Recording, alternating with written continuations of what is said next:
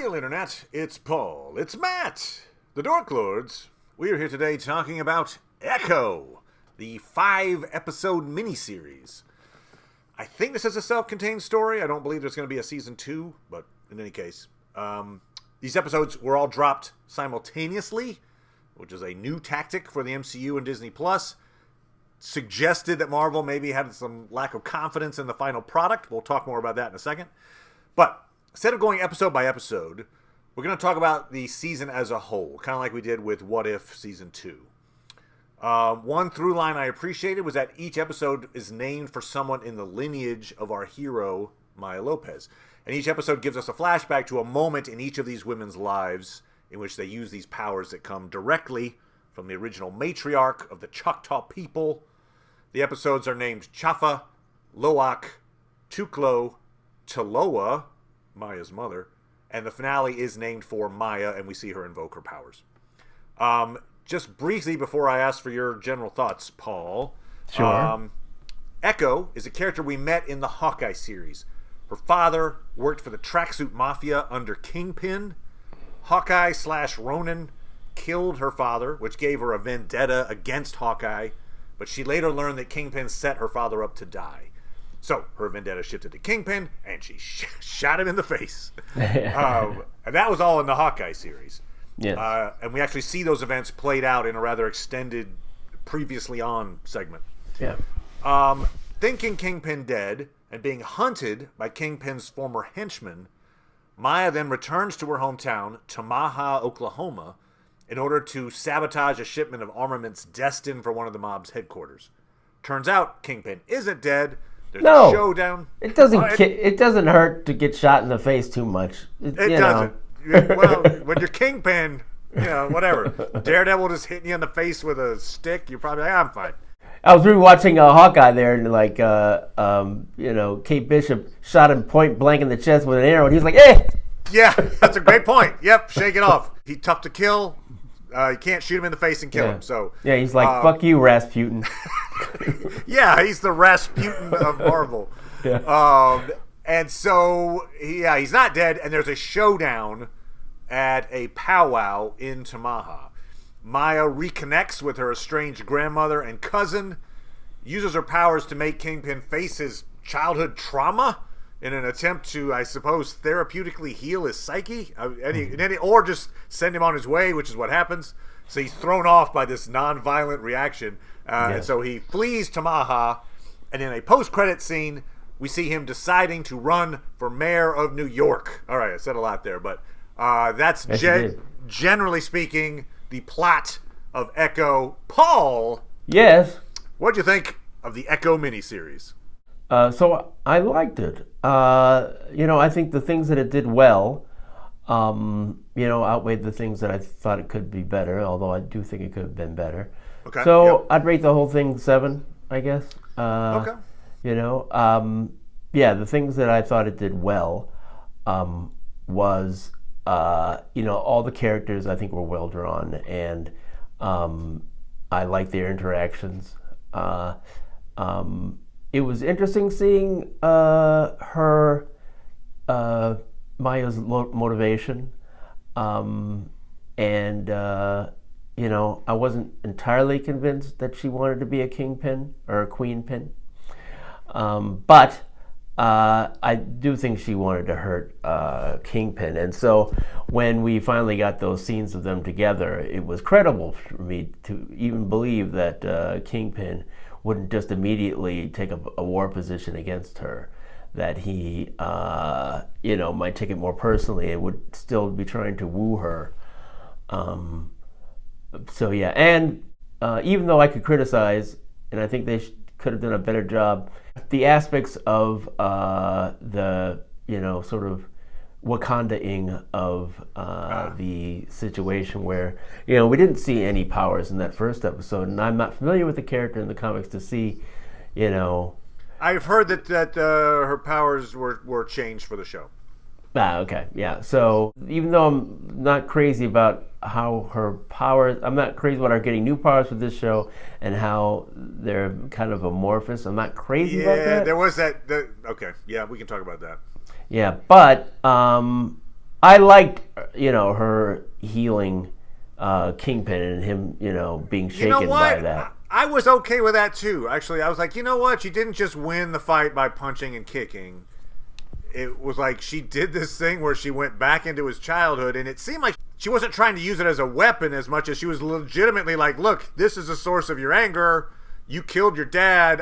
If you face it, maybe you'll be a more well-adjusted person. Yeah. I don't know. Anyway, but like it was like, okay, I accept that.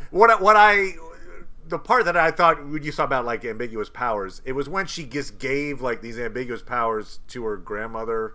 And her, well, like, I'm curious if she can do that for anybody or just the family. Like now they have to be this, Lopez Avengers. That was, come on, Granny. That was kind of cheesy and forced, and like it was a little. But I appreciated that power where she's like, I'm going to attack Kingpin psychically, and I will go into his brain, and we will revisit his trauma. I'm like, all right. Yeah, yes. I mean, I could see that would be a way, because I feel like just brute strength to brute strength, you're probably in trouble there with Kingpin. But you know what? Going into his brain? All right, yes. I was good with it. Yeah. Yeah, I probably didn't like it quite as much as you, but I thought it was better than expected. It has problems. It's not a top-tier Disney Plus show. It's not WandaVision or Loki. But I think it's better than Secret Invasion. It's better than She-Hulk. Sure. So, it's in the mid-tier of Disney Plus shows. Interesting. You thought it was better than She-Hulk. Okay. Yeah. Whatever comedy they had, it was minor. It was all. Yeah. This was certainly not a comedic. I wouldn't call this comedic. I mean, I guess the one kind of comic relief character would be Biscuits, maybe, just because he was kind of like very over the top all the time. But yeah, and here, at 5 episodes. It didn't overstay its welcome either. It was moved. Now apparently it was originally scheduled for 8 episodes, and it got chopped down to 5. That's and good. there are some gaps in the story, and we can talk about some of that. Maybe some clunky transitions. Interestingly, Marvel was calling this like a Marvel Spotlight miniseries, which I think indicates it doesn't affect the overarching narrative of the MCU. It doesn't require you to watch a bunch of other projects first. That said, I mean, they have this fairly long prologue to catch up. That's what I'm like, okay. So I'm like, I don't think that's what you intended. You're like, look, you don't have to watch a bunch of other shows because we're going to give you a 15-minute primer to show you all the shows you missed. Like, you're good. You're good. You don't have to watch anything else. Yeah. Spotlight. So I think they're still trying to figure out what Marvel Spotlight means. Maybe it means more violent. Although I would say this violence wasn't through the roof. It wasn't. No, definitely not. This was certainly not Netflix Marvel violent. I know they were trying to kind of be like, hey, we're kind of like Netflix Daredevil, but I would say in terms of violence, that is not the case. Yeah, I'm surprised that the amount of Daredevil we got was all that we got. I'm actually surprised that he didn't actually have any scenes with her. It was a little bait and switch on that. They were kind of like, look, because that was in the last trailer, was like Daredevil and Kingpin. Kingpin's in it a lot. So to talk about Kingpin makes sense. For Daredevil, it was one fight, and I think they would have been better off not showing that at all. Right. Yeah, and then you just see him. You're like, oh, cool. Look, it's. And you're like, well, is there going to be more? You can say, no, there's not going to be more. Right. Although you can't blame them and be like, see, don't you want to watch this? It's got Daredevil in it. Yeah, they were leaning into this is going to be like Netflix Daredevil, and it's connected. I wonder if it was really Charlie Cox. I think it was. Well, good point. They said it was. It really didn't have to be. It didn't have to be. He's in a mask the whole time. Yep. He doesn't really even talk to her, Yeah, he says like, you guys ruined my plans or whatever, and then that's it. And then they fight. Yeah. And then he disappears. I mean, the fights were enjoyable. But I would say, again, they're not at the level. The choreography wasn't at the level of Netflix Daredevil, but it was enjoyable. It did its purpose. I really enjoyed that they had this difference, and they kind of spelled out, but Maya's family all learned sign language to speak with Maya and her mother, which is, her mother was also hearing impaired. But Kingpin merely hires a translator. And I thought that, and the show calls out that difference, which I think was great. Yeah. But then there's this odd choice, and I feel like maybe this is part of that cutting 8 episodes to 5. This odd choice to murder the translator like in another room, which makes it feel like it's like they didn't originally intend to do this, away from the main characters. And then they give Maya a contact that interprets Kingpin's speech as sign language. Right. It just felt like an awkward and unnecessary plot element to me. Like, you've already established Kingpin's too self-absorbed to learn sign language for Maya. Yeah. And the contact is just more of the same. Like, oh, I have another easy way to do sign language. It says that, that's more extreme, It's like, see this human, I'm going to kill them, and I'm going to, be so lazy that I guess it's just no one else has that. I don't think it's not a product. It's not like she's got her own. Like, no, I've got these. I'm good. No, they have to give that to her, and who knows if he was like. Killed all the scientists that created it just so he could have it. Next snap. I'm just saying, if you've created a character trait, Echo communicates through sign language, then you come up with this tech solution that lets you ignore it. It kind of reminds me, actually, of the scene in the Marvels when they go to the planet where everybody communicates through song, and then they meet the prince, and the prince is like, "Oh, I'm bilingual. You don't have to sing." You're like, what? If you set up a story element, then write your way around it. Why even do it in the first? It's a point. She communicates through sign language. People sign. The signing, when she's signing with her grandmother, that really heart conversation they have at the end when they're. I mean, that's an amazing scene, and it's made more amazing by the fact that they're signing it. I thought it was really, really well done. Oh, sure. But just to do the we have a contact. Now I don't have to worry about it. It just felt like you're. Yeah, I did not have a problem with that at all, and now I want to go back and watch the thing if I didn't have a problem with people singing and then not singing, because who cares? I mean, come on. I mean, it's not like it's plot dependent or anything. It's like, I was more than fine with that. I was it's him. My who improv can really roots. express. My improv roots are always. My instinct is play the game. So you're on a stage and somebody sets up like a trait like that, where you're like, I can only communicate through sign language. You play the game. You don't find a way to ignore it.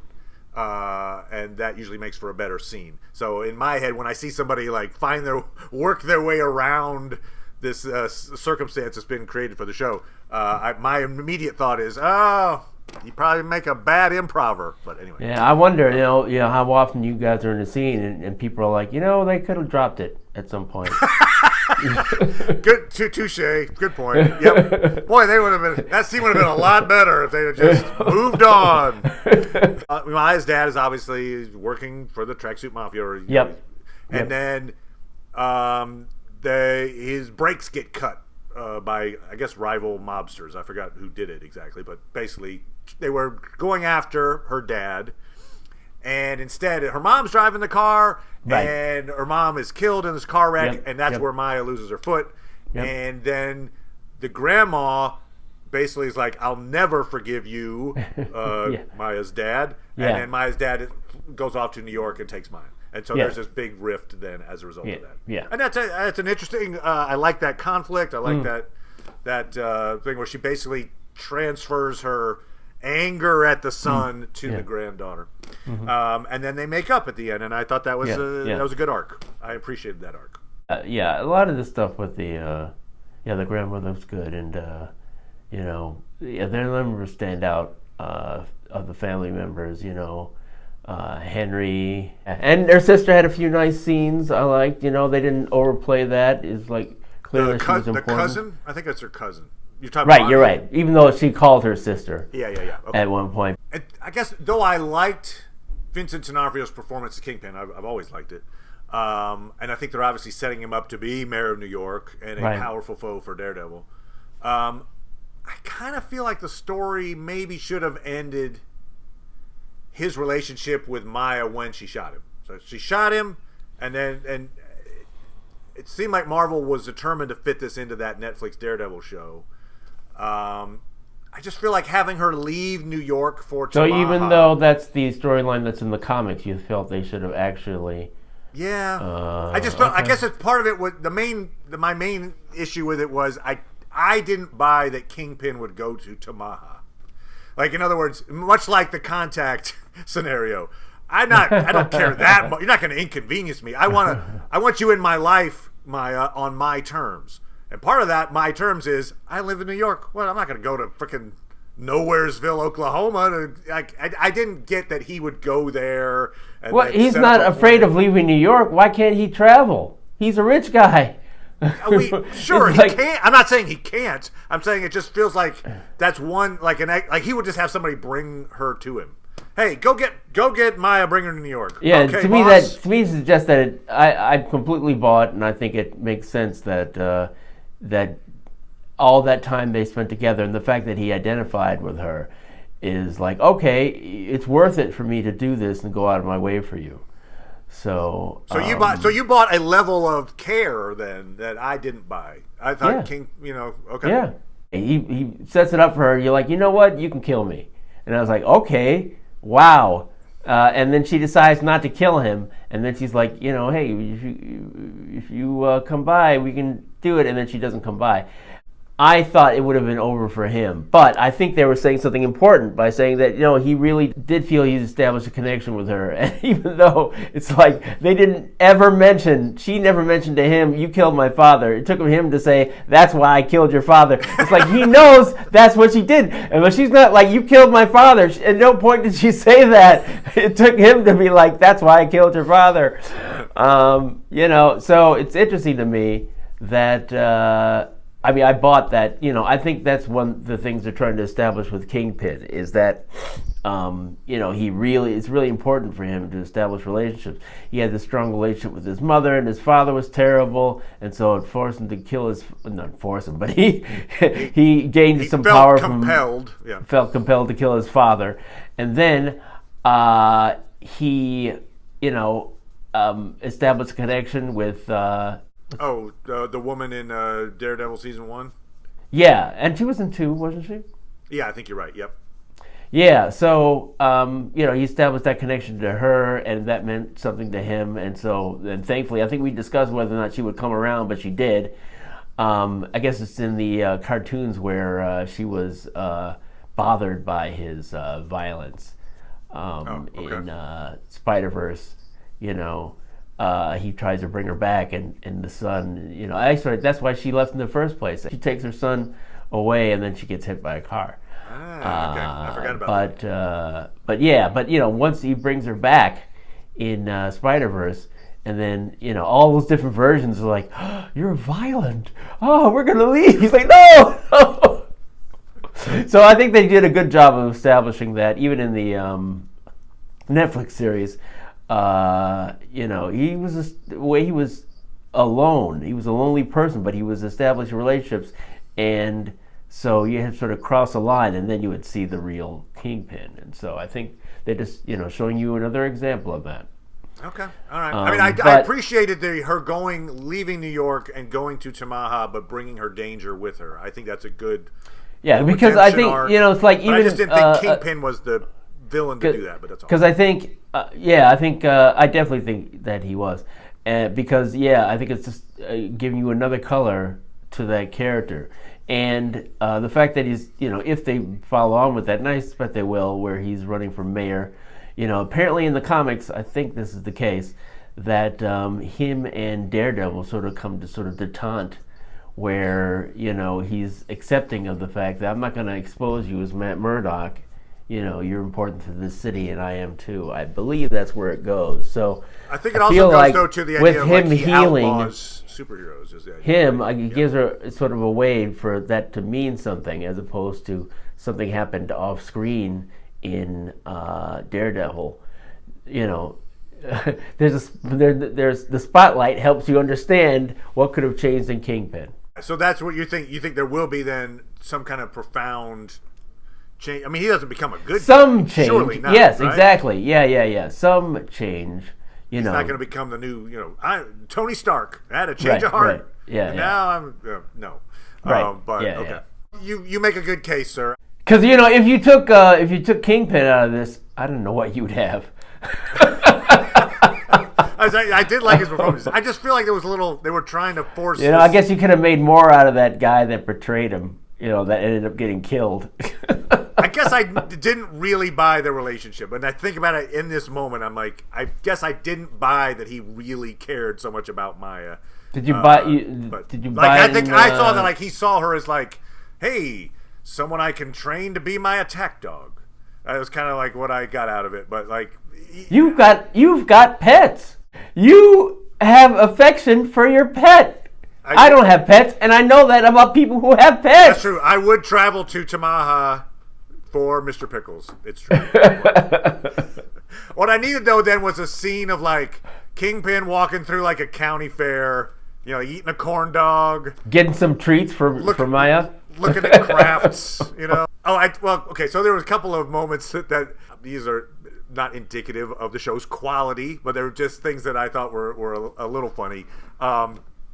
Maya comes back to town, and she goes back to the old house and finds Biscuits there. And Biscuits are like, oh, hey, I should tell everybody you're back. She's like, don't tell anybody I'm back. Just keep it a secret. Yeah. And then, like, later that episode, she's like driving her motorcycle to the roller rink to have a very public chat with her uncle. Yeah. I'm like, I don't know that you kept this a secret. I think people are going to know you're back. Anyway, it was just kind of a funny choice to be like, because I thought it was setting up like Biscuits is going to have to be like her eyes and ears. He's going to have to go out, get stuff, come back to the house. She's going to be in hiding, you know. But she's like, oh, no, that's fine. Just don't tell Grandma. That's all I'm saying. And then the other thing that was kind of funny in that scene, so she goes to meet with Henry. We meet Henry.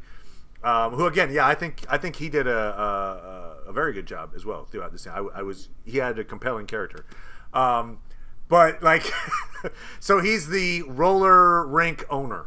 I mean, I did the roller skating back in the day, and so I remember playing red light, green light. So he's like, we're playing red light, green light, and so you know the traditional red light, green light is all the people line up against one wall. The MC's on the other wall. He goes, green light, everybody starts to skate. He says, red light. He turns around as anybody's moving. He's like, you're out, you're out, you're out. And the idea is you're supposed to be the first one to reach the MC during a green light, and then you get like some goofy coupon for tacos or something. Anyway, so instead what he does is he's not even on the floor. He goes, green light. All right, anyway, what do you want to talk about? And I'm like, okay, that's called skating. So that, like you just basically told everybody to just skate until I tell you otherwise. That is the most beneficent red light, green light of all time. That's fine. Just skate. That's fine. You're good. Green light for all day. All day green light. Yeah. There you go. Yeah. Who knows if he does that, all the time? Like, let me put on Stairway to Heaven. Green light. He just takes a nap. Exactly.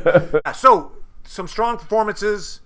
Most of the performances I was happy with. Vincent D'Onofrio is always compelling as Kingpin. Again, I question a little bit about maybe having him be the main villain in this, but your argument is compelling, sir. So you talked me off the ledge on that one. Don't kill yourself. I mean, once you threw in Mr. Pickles, I'm like, oh, okay, you're right. Yes, the Mr. Pickles argument. What wouldn't you do for Mr. Pickles, who is asleep right next to me right now? So he's been here the whole time. I think it was an argument that Matt Murdock once made. The Mr. Pickles the argument. Mr. Pickles argument. Yep. Anyway, I was pleasantly surprised by this. I was a little suspect the fact that they were dropping all the episodes at once, and they had like a review embargo until like the day of, and I was like, it sounds like they don't really think this is going to be great. It was certainly better than I expected it to be, and it has value. You get them, Echo. Oh, I also like the Echo, the name, the fact that it was like she's an echo of her ancestry. That's interesting. Okay. I was good with that. Yeah. Those are our thoughts on the Echo miniseries. Cool. Thank you as always, Paul. Appreciate it, No good problem. sir. No problem. And we'll talk to everybody next time. Bye.